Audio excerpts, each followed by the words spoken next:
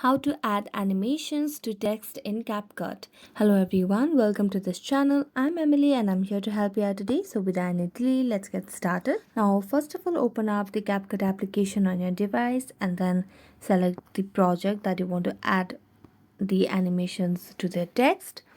Here I have selected this project over here. Now to add the text, first of all, let's tap on the text option at the bottom of the screen, then tap on add text.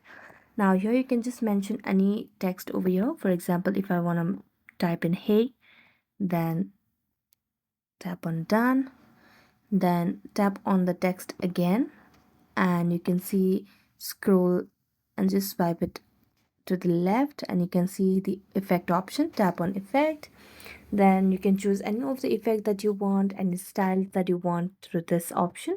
Then tap on animations, and as you tap on animations you'll be able to see different options available for you to animate the text. So you can select on any of the options over here.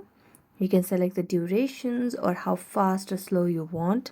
So after doing that, you can also select from three options over here: in, out, and loop. So you can see different options here.